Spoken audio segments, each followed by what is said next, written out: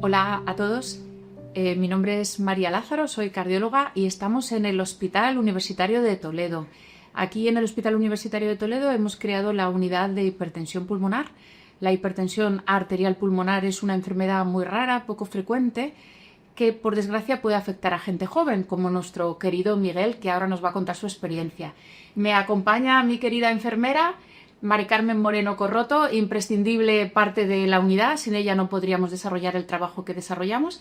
Y también nos presento a Miguel Farelo, un paciente de hipertensión arterial pulmonar que fue diagnosticado cuando tenía 5 añitos y que nos va a contar su trayectoria hasta ahora, que como vais a ver es muy emocionante y bueno, muy ilusionante también por el futuro que espera a los pacientes con hipertensión pulmonar. Y ya sin más, os dejo con Carmen, que le va a hacer unas cuantas preguntas a Miguel. Hola, Mimi, buenas. Quería preguntarte que nos contases de forma breve cómo fue el inicio de la enfermedad. ¿Qué síntomas tenía? ¿Cuántos años tenía? ¿Cómo viviste toda esa época? De acuerdo. Yo empecé muy chiquitito, sobre los 4 o 5 años, sobre el 2009. Empecé con una fuerte tos por las noches y ya ahí fue continua la tos y mis padres decidieron llevarme al médico. Fue ahí cuando el pediatra decidió que me tenían que llevar al hospital porque estaba en un estado taquicárdico. Llegué con los ojos con muchas ojeras y con los labios morados. Y fue ahí cuando decidieron ingresarme. Me hicieron bastantes pruebas y ya más adelante fue cuando me llevaron al 12 de octubre, donde estaba el doctor Mendoza. Muchas gracias por la ayuda.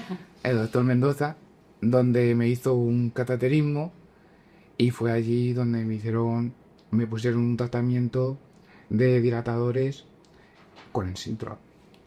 Bueno, vamos a explicar un poco más lo que es la enfermedad por si acaso alguien no sabe lo que es. La hipertensión arterial pulmonar es una enfermedad de las arterias pulmonares, que son los vasos que salen del lado derecho del corazón. Sale la arteria pulmonar, que se divide en dos y va haciendo ramas cada vez más pequeñas para que la sangre no oxigenada se pueda oxigenar en los alveolos pulmonares.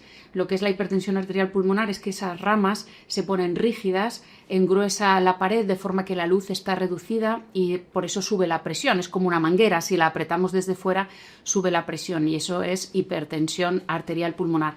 Pero además hay un problema de intercambio gaseoso. Como estas arterias están rígidas, no se oxigenan bien y el paciente nota fatiga, los labios morados que nos ha contado Miguel y una dificultad al esfuerzo. Aunque yo soy cardióloga de adultos, conocí a Miguel cuando tenía 5 añitos y efectivamente tenía los labios muy morados, las ojeritas muy moradas y el pobre lloraba porque cuando le hacíamos el test de 6 minutos no podía caminar, no podía desarrollar una actividad habitual de un niño de su edad. O sea que él sobre todo lo que notaba era fatiga, sus padres le trajeron, lo que era objetivo era que estaba taquicárdico, que estaba desaturado, los datos de hipertensión pulmonar en el electro, en el ecocardiograma y por supuesto en el cateterismo cardíaco derecho, pero seguro que lo que tú notabas era fatiga. Sí, Falta de tolerancia al ejercicio. Notaba mucha fatiga, mucho agobio, mucha impotencia porque yo no podía hacer tanto deporte y me sentía muy agobiado por la falta de oxígeno que tenía, la verdad. Bueno, y eso, ¿cómo llevabas tú el hecho de ir al parque y ver a los niños de tu edad que jugaban, que corrían? ¿Y tú cómo lo sentías? Que tú no podías hacer eso porque te asfixiaba. ¿Cómo lo sentías? Yo la verdad es que lo sentía, sentía bastante envidia. ¿Para qué mentir? Porque yo era niño pequeño que tenía esa enfermedad y yo lo único que quería era tener los amigos y poder jugar con ellos, jugar a fútbol o jugar a pilla-pilla. Y sentía mucha impotencia. Claro, estamos ante una enfermedad un poco incomprendida porque a Miguel no le faltaba un brazo o una pierna, no era evidente su discapacidad, pero él no podía correr con los niños, no podía jugar al pilla-pilla o al escondite, mucho menos al fútbol. Y eso que aunque yo soy cardióloga de adultos, como es una enfermedad rara, las compañeras de pediatría me contactaron cuando él era niño y yo me acuerdo de Miguel eso llorando porque no podía hacer un esfuerzo como era caminar.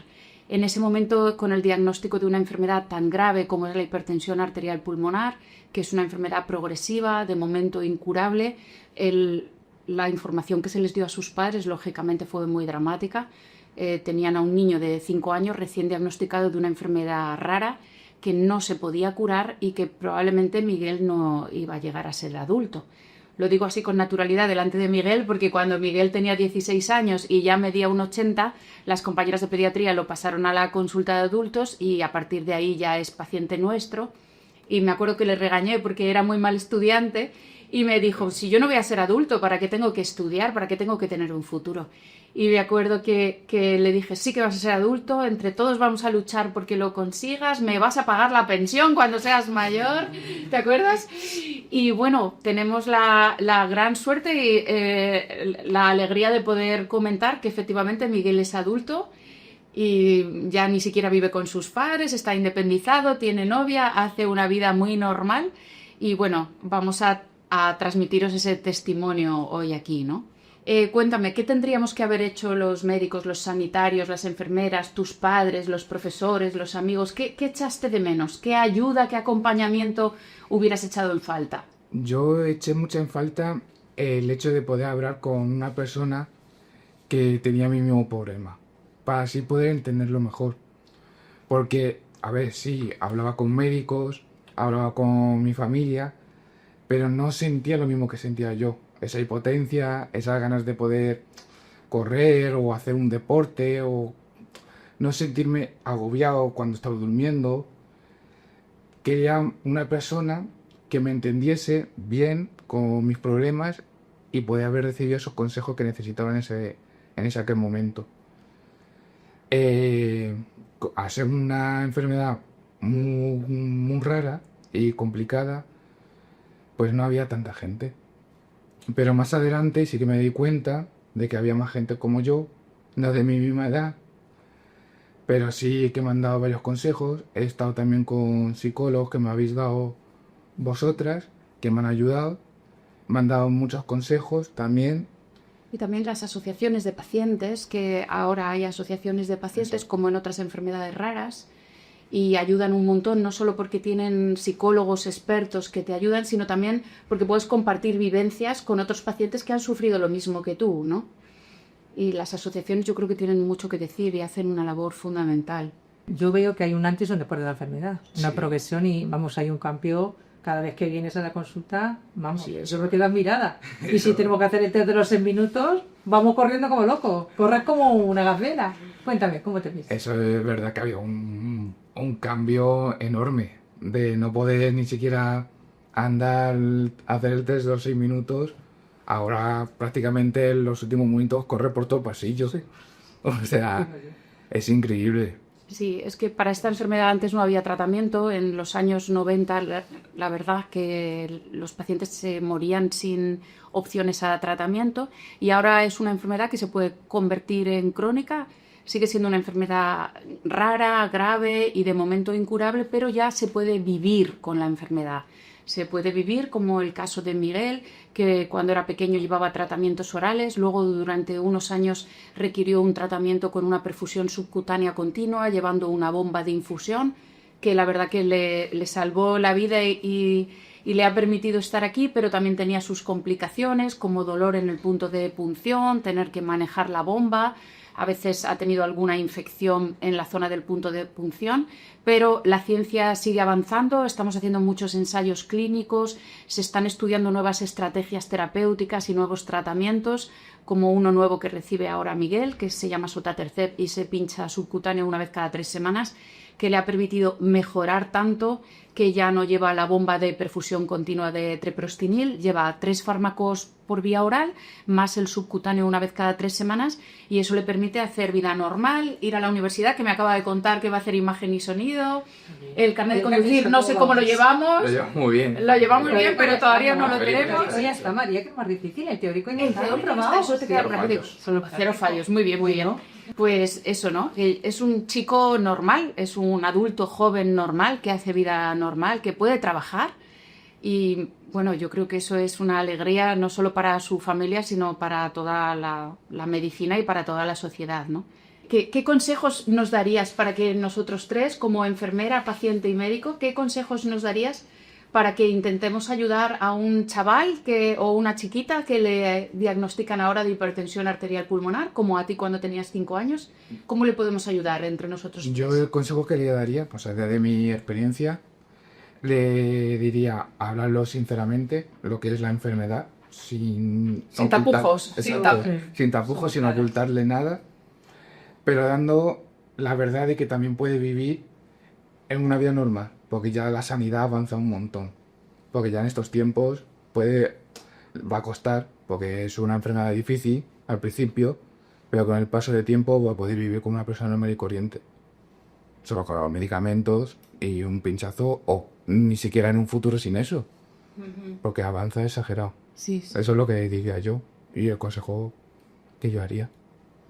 Y también probablemente apoyarse en las asociaciones de pacientes, ¿no? Sí. Que están haciendo... Está la asociación buscar ayuda a esas asociaciones, buscar ayuda externa también. Gente que te comunique, que te diga su vivencia, cómo lo ha pasado, cómo se puede solucionar algunos temas, cómo pueden pasar.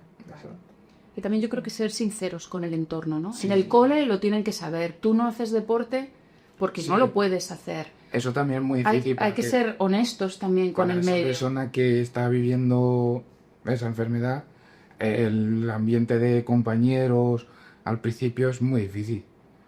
Porque tú no puedes tener... A ver, siempre hay amigos que te entienden y te ayudan, pero también hay gente que no lo comprende. Porque es una enfermedad rara. Y el hecho de que tú, un niño, no juegues a fútbol o no puedes jugar a ciertas actividades, se hace complicado y te frustra un poco. Pero siempre hay gente buena en el mundo que te entiende y te comprende y te ayuda. Bueno, pues desde aquí, después del magnífico testimonio de Miguel, queremos comentar a otros posibles pacientes o a los compañeros médicos, enfermeros de otras zonas de Castilla-La Mancha que en caso de sospechar que un paciente pueda tener hipertensión arterial pulmonar, sabemos que es una enfermedad rara, por lo tanto se sospecha poco, pero si lo sospecháis, por favor contactad con nosotros aquí en la unidad de hipertensión pulmonar del Hospital Universitario de Toledo. Vamos a estar siempre disponibles para valorar al paciente, escucharos y conseguir, ojalá, que entre todos no se queden pacientes por los pueblos de La Mancha sin diagnóstico, porque es una enfermedad grave, pero tiene tratamiento.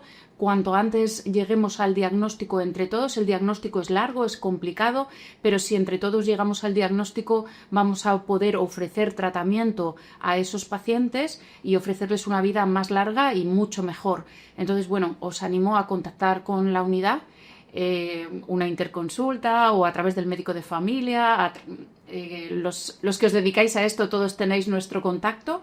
Estamos aquí para ayudaros y para entre todos mejorar el diagnóstico y el pronóstico de los pacientes con hipertensión pulmonar en nuestra comunidad. O sea que contad con nosotros.